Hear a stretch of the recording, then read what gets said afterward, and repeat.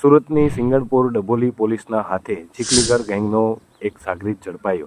સિંગણપોર વિસ્તારમાં ઘરફોડ ચોરીને અંજામ આપનાર બે પૈકી એક આરોપીની ધરપકડ કરી અને બાળકિશોરને ડિટેન કરવામાં આવ્યો। ડી સ્ટાફને બાતમી મળતા પોલીસે ફોજ ગોઠવી અને આરોપીને ઝડપી પાડ્યો છે। આરોપી સહિત મુદ્દામાલ કબજે કરી અને હાલ સિંગણપોર ડભોલી પોલીસે વધુ તપાસ હાથ ધરી છે।